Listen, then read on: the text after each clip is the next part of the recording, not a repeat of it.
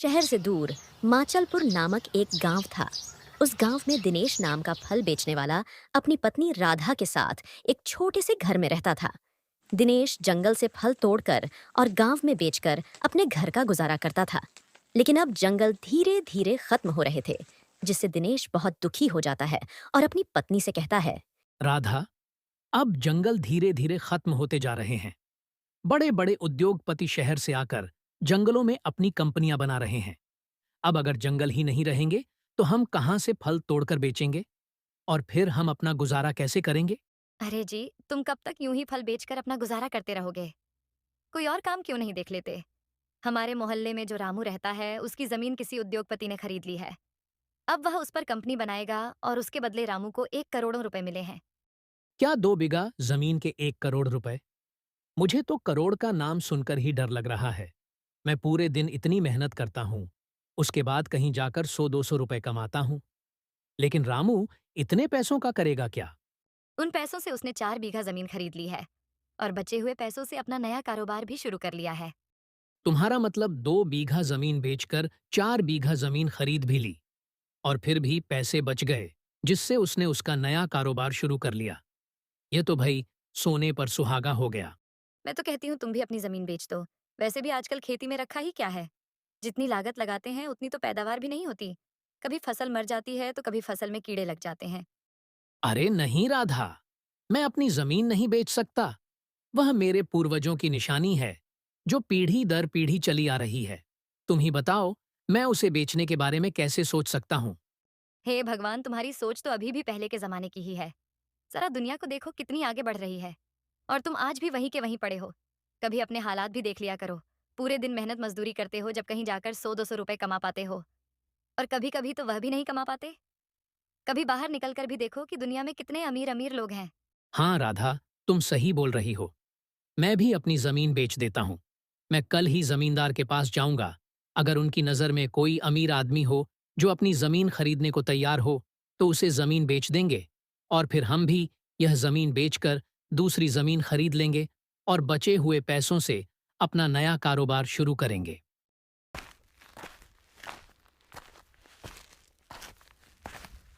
अगले ही दिन दिनेश जमींदार के घर पहुंच जाता है और जमींदार से कहता है। जमींदार साहब, मुझे आपसे कुछ काम था। दरअसल वह क्या है ना, मुझे अपनी जमीन बेचनी है।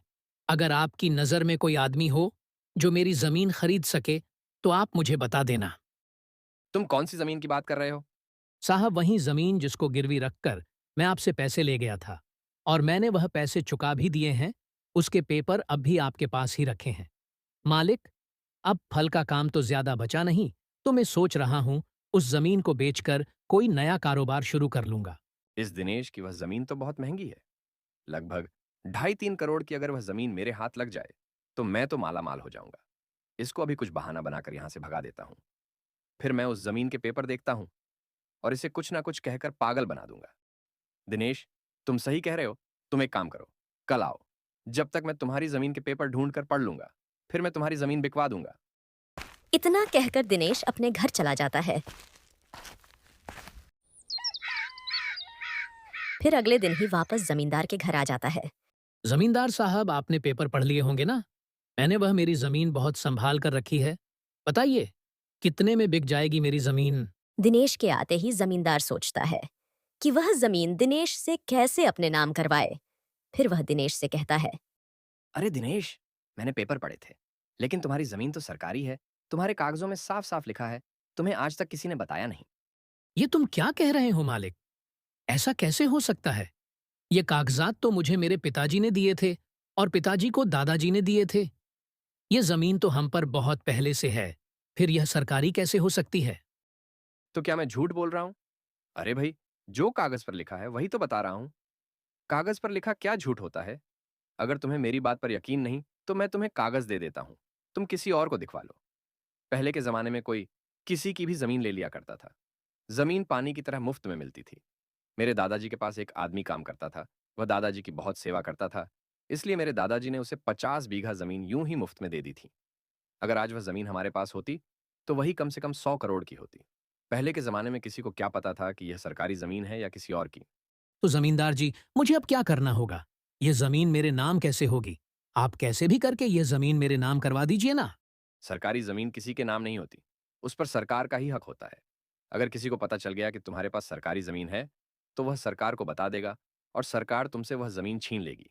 इसीलिए किसी को भी जमीन के बारे में बताना मत, और ना ही जमीन के कागज किसी को बताना, वरना तुम्हारी जमीन तुम्हारे हाथ से निकल जाएगी। जमींदार साहब, लेकिन अब क्या होगा? मुझे तो कुछ भी समझ में नहीं आ रहा है। आप ही कुछ बताइए। वैसे तो मैं इन सरकारी मामलों में पड़ता नहीं हूं, लेकिन तुम सीधे आदमी हो, इसलिए मैं तुम्हारे लिए काम जरूर कर सकता हूं। तुम्हारी यह जमीन मैं ले लूंगा, लेकिन मैं इसके केवल तुम्हें 10 लाख रुपए ही दे सकता हूं, क्योंकि सरकार को तो जब भी पता चल गया तो वह यह जमीन मुझसे छीन लेगी। तुम गरीब आदमी हो, इसलिए मैं तुम्हें 10 लाख रुपए दे रहा हूं, वरना मैं इस जमीन की तरफ मुड़कर भी नहीं देखता। वैसे भी सरकार मुझसे एक ना एक दिन यह जमीन ले ही लगी। हाँ, आप सही कह रहे हैं। वैसे भी सरकारी चीज का कुछ पता नहीं है। आज है कल नहीं। आप ही ये जमीन ले लो और मुझे 10 लाख रुपए दे दो। जमींदार दिनेश से जमीन के कागजात पर अंगूठा लगवाकर जमीन अपने नाम करवा लेता है और दिनेश को 10 लाख रुपए दे देता है। दिनेश पैसे लेकर अपने घर चला जाता है और फिर सारी बात अपनी पत्नी राधा को बताता है। यह बात सुनकर दिनेश की पत्नी के होश उड़ जाते हैं। अरे यह तुमने क्या कर दिया? करोड़ों की जमीन यूं पानी में बहा आए। उस जमींदार ने तुम्हें पागल बनाया और तुम पागल भी बन गए। तुम उस झूठे की बातों में कैसे आ गए? हे ईश्वर, अब मैं क्या करूं? तुम कोई भी काम सही से क्यों नहीं करते हो? तुम मुझे अभी उस जमींदार के पास ले चलो, मैं उससे बात करूंगी। दिनेश अपनी पत्नी को लेकर जमींदार के घर की ओर निकल जाता है। तभी उसे रास्ते में राजेश मिलता है। अरे भाभी जी, क्या बात है? इतनी जल्दी में कहाँ जा रही हो? अरे क्या बताऊं भाई साहब, तुम्हारे भैया जमींदार के पास अपनी जमीन को बेचने के लिए गए थे। जमींदार ने इन्हें पागल बना दिया और हमारी जमीन सरकारी बताकर करोड़ों की जमीन 10 लाख में अपने नाम करवा ली। अरे ये तो बहुत बुरा हुआ भाभी जी। हमारी जमीन सरकारी कैसे हो सकती है? वह तो दिनेश के दादाजी ने खरीदी थी मेरे दादाजी के साथ। और सरकारी जमीन के सारे कागजात तो सरकार के पास होते हैं। तुम एक बार मुझे बता देते, मैं ही तुम्हारी जमीन बिकवा देता। अरे मेरे भाई, तुमने ये क्या कर दिया? अब आप ही बताओ भाई साहब, हम क्या करें? मुझे तो कुछ समझ नहीं आ रहा। वह जमींदार तो एक नंबर का बदमाश है। चलिए, हमें गांव के मुखिया के पास चलना चाहिए। अब तो वही तुम्हारी मदद कर पाएंगे। राजेश दोनों को गांव के मुखिया के पास ले जाता है और वहां जाकर मुखिया जी को सारी बात बता देता है। मुखिया जी जमींदार को बुलाते हैं और जमींदार से कहते हैं कि क्यों तिलक चंद जी, तुमने दिनेश की जमीन को सरकारी बताकर अपने नाम करवा ली? तुम यार क्यों गरीब लोगों की मजबूरी का फायदा उठाते हो? यह तुम क्या कह रहे हो मुखिया जी? दिनेश से मैंने वह जमीन 10 लाख रुपए की खरीदी है। यह जमीन बेचने खुद चलकर मेरे पास आया था। मैं थोड़ी ना इसके घर गया था जमीन खरीदने। मैंने इससे कोई जबरदस्ती नहीं करी है। अगर आपको यकीन नहीं तो आप खुद ही इससे पूछ लीजिए। दिनेश, क्या जमींदार सही कह रहा है? तुम खुद ही इसके पास जमीन बेचने गए थे क्या?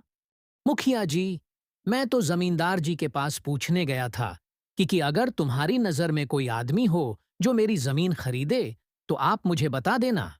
लेकिन जमींदार जी ने तो मेरी जमीन सरकारी बताकर मुझसे अंगूठा लगवा लिया और मुझे 10 लाख रुपए दे दिए। लेकिन मेरी तो वह जमीन करोड़ों रुपए की है। अरे दिनेश, तुम करोड़ों की बात कर रहे हो। तुम जानते भी हो करोड़ कितनी बड़ी रकम होती है। कभी देखे भी है? करोड़ छोड़ो, लाख रुपए भी तुमने। एक तो तुमने अपनी मर्जी से जमीन जमींदार को बेच दी। जब तुम अंगूठा लगा रहे थे तब तुमने नहीं देखा था क्या कि तुम्हारी जमीन करोड़ की है या लाखों की? फिजूल में ही भले आदमी को परेशान करने चले आए। जहां तक मैं जानता हूं, जमींदार जी ऐसा काम कभी नहीं कर सकते। जमींदार जी एक भले आदमी है। उन पर आरोप लगाते हुए तुम्हें शर्म नहीं आई? दरअसल गांव का मुखिया भी जमींदार से मिला हुआ होता है, इसलिए वह जमींदार को बचाने की कोशिश करता है। लेकिन राजेश एक पढ़ा लिखा आदमी रहता है। वह मुखिया से कहता है, मुखिया जी, दिनेश एक अनपढ़ आदमी है। जमींदार जी ने उससे धोखाधड़ी से जमीन अपने नाम करवा ली। आप इंसाफ कीजिए। अच्छा, तो अब तुम हमें इंसाफ करना सिखाओगे? तुम देख रहे हो जमींदार ने दिनेश से 10 लाख रुपए में जमीन खरीदी है। फिर इसमें धोखाधड़ी कहां से हो गई? मुखिया जी, मुझे तो लग रहा है तुम भी जमींदार से मिले हुए हो। तुम दोनों मिलकर दिनेश को लूट रहे हो। मैं तुम दोनों पर आईपीसी धारा 420 का केस करूंगा, जो कि धोखेधड़ी के लिए लगाया जाता है। यह धारा 420 क्या होती है? अरे मैं तुमसे डरने वरने वाला नहीं हूं। तुम भी ये बात अपने दिमाग में अच्छे से बिठा लो। मुखिया समझ जाता है कि राजेश एक पढ़ा लिखा इंसान है और अगर मुझ पर कोई केस हुआ तो मेरा मुखिया का पद भी चला जाएगा और जो जेल होगी सो अलग। अरे अरे राजेश, ये कैसी बातें कर रहे हो भाई तुम? अगर हमारे गांव की बात कोर्ट कचहरी में जाएगी तो हमारे गांव की कितनी बदनामी होगी। हम इस मसले को यही हल कर लेते हैं। मुखिया जी अपना पीछा छुड़ाने के लिए जमींदार से कहते हैं। जमींदार जी, दिनेश एक अनपढ़ आदमी है। तुम्हें इसकी जमीन वापस करनी ही होगी। लेकिन मुखिया जी। अरे लेकिन लेकिन कुछ नहीं।